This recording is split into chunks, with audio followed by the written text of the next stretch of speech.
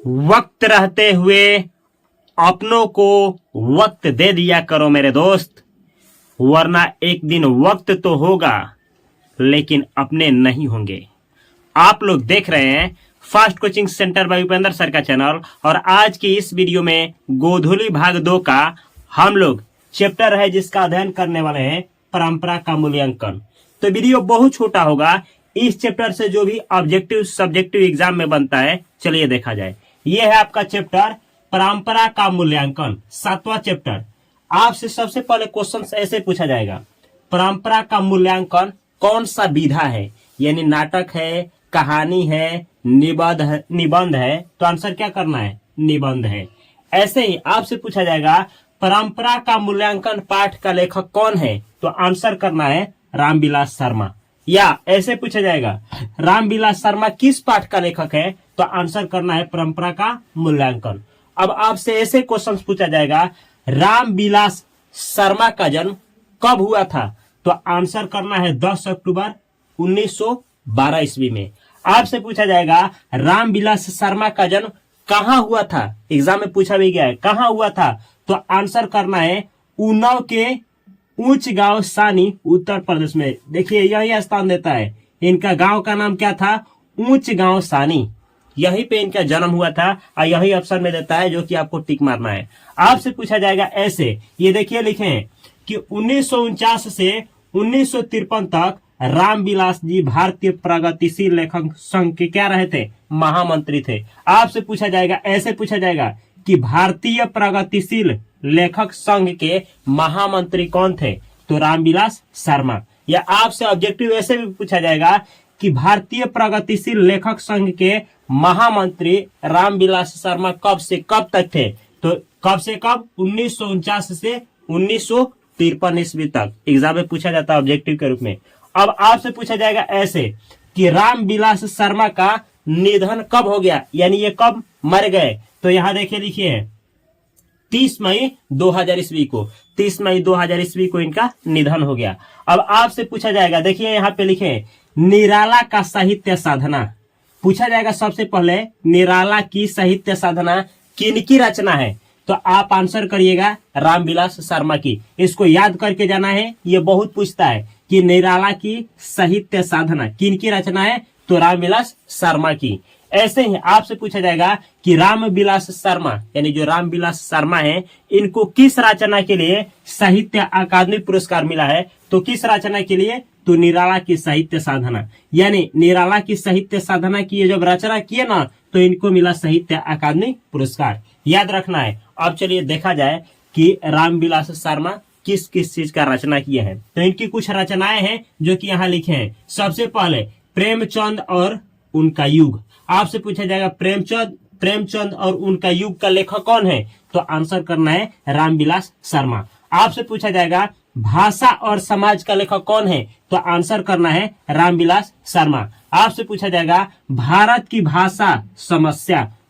भाषा समस्या का लेखक कौन है, तो आंसर करना है रामविलास शर्मा। देखिए ना, इसमें भाषा आया है और यहाँ प्रेमचंद का उनका युग आया है, यानी प्रेमचंद किस युग का होंगे और भाषा से ही संबंधित ही काम किए होंगे, तो ये तीनों एक ही जैसा है, तो इस तीनों का लेखक कौन है, रामविलास शर्मा।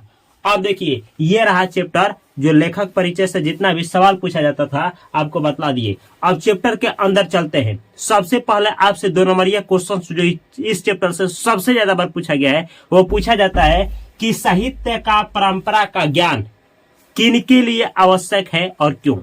तो आंसर सुनिएगा, पहले पूछा जाएगा साहित्य का परंपरा का ज्ञान किनके लिए आवश्यक है और क्यों, तो आंसर करना है कि जो लोग साहित्य में युग परिवर्तन करना चाहते हैं, जो लोग साहित्य में क्या करना चाहते हैं, युग परिवर्तन करना चाहते हैं, जो लकीर के फकीर नहीं है, जो रूढ़ियों को तोड़कर क्या करना चाहते हैं, उसमें क्रांतिकारी बदलाव लाना चाहते हैं, उन्हीं लोगों के लिए क्या है, उन्हीं लोगों के लिए साहित्य का परंपरा का ज्ञान होना क्या है, आवश्यक है, यानी अनिवार्य है। तो इसको आंसर करके आना है। अगर आपको समझ में नहीं आया है तो वीडियो को पॉज करके बार बार इसको सुनिए और नोट करके इसको याद कर लीजिए। ओके, ये 2 नंबरिया क्वेश्चंस का आंसर दिए हैं। अब चलिए देखा जाए कि इस चैप्टर से कौन कौन सा ऑब्जेक्टिव और कैसे पूछा जाता है।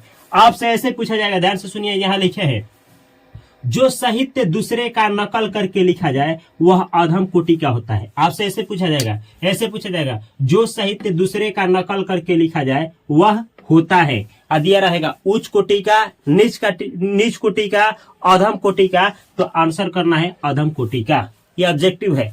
अब ऐसे दूसरा क्वेश्चन से ऐसे पूछा जाता है, पूछा जाएगा भौतिकवाद का अर्थ नहीं है, और उसमें दिया रहेगा क्या, तो आपको टिक लगाना क्या है, भाग्यवाद, उसमें भाग्यवाद दिया रहेगा, भाग्यवाद आंसर करना है।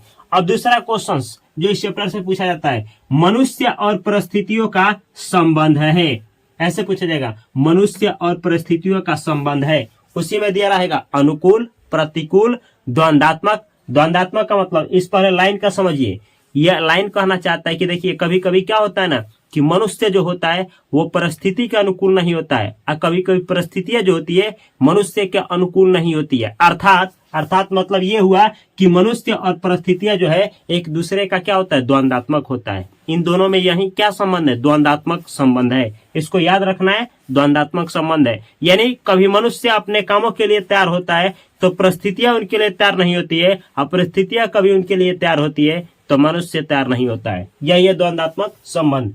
अब अगला क्वेश्चन जो ऑब्जेक्टिव में आता है, यहाँ लिखे हैं, पूछा जाएगा साहित्य की परंपरा का पूर्ण ज्ञान डॉट डॉट डॉट रहेगा में संभव है। आपसे पूछा जाएगा, देखिए अर्थव्यवस्था तीन प्रकार का होता है, एक मिश्रित अर्थव्यवस्था, पूंजीवादी अर्थव्यवस्था और समाजवादी अर्थव्यवस्था। तो आपसे पूछा जाएगा कि साहित्य की परंपरा का पूर्ण ज्ञान में संभव है, दिया रहेगा पूंजीवादी अर्थव्यवस्था, समाजवादी अर्थव्यवस्था और मिश्रित अर्थव्यवस्था।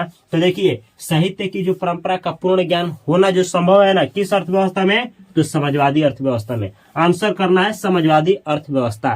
भारत में अगर पूछा जाए कि कौन सी अर्थव्यवस्था है, तो मिश्रित अर्थव्यवस्था है, जो कि सामाजिक विज्ञान में पूछा जाता है, यानी सोशल साइंस के पेपर में पूछा भी जाता है। अगला क्वेश्चन याद रखिएगा, साहित्य के निर्माण में प्रगतिशील मनुष्यों की भूमिका है। आपसे दिया रहेगा उसमें नज्ञ यानी कम, निर्णायक, तो आप आंसर क्या करेंगे, निर्णायक। निर्णायक याद रखना है। साहित्य के निर्माण में प्रगतिशील मनुष्यों की भूमिका है, क्या है भूमिका, तो निर्णायक है। अब अगला क्वेश्चन जो ऑब्जेक्टिव पूछा जाता है ऐसे, जातीय अस्मिता की दृष्टि से इतिहास का प्रवाह है, दिया रहेगा इतना गायब रहेगा, ये जो ब्लू में लिखे हैं गायब रहेगा, ऐसे रहेगा, जातीय अस्मिता की दृष्टि से इतिहास का प्रवाह है।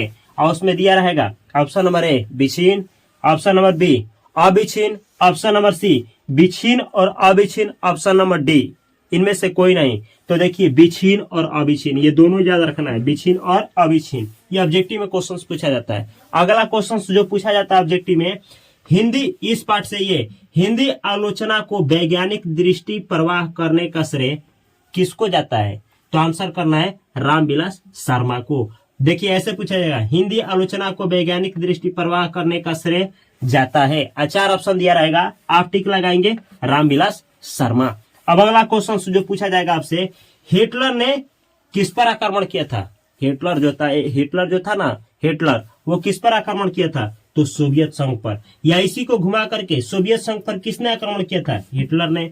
अब यहाँ देखिए ये क्वेश्चन पूछा जाएगा, जारशाही रूस में थी, यानी जार जो था ना वो एक शासक था, शासक कहाँ का, रूस का। तो पूछा जाएगा जारशाही कहाँ का शासक था, तो रूस का। यह जारशाही कहाँ थी, तो आंसर करना है रूस। चार आंसर दिया रहेगा, आपको रूस टिक लगाना है। अब देखिए ये ऑब्जेक्टिव पूछता है अस्मिता का सही अर्थ है, और चार अर्थ दिया रहेगा, आपका आंसर करना है पहचान यानी अस्तित्व।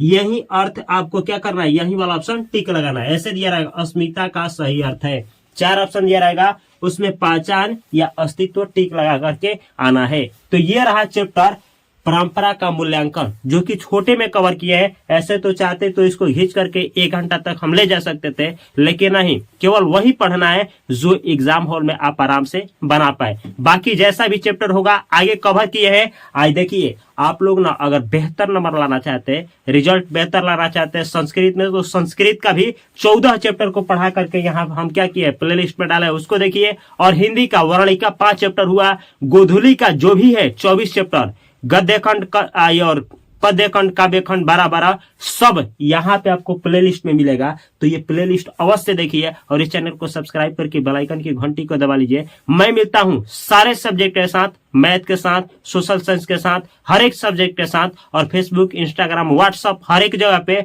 फास्ट कोचिंग सेंटर को चैनल को ज्वाइन करना ना भूले और इस चैनल को अपने दोस्तों के पास और उनके पास शेयर करना ना भूले।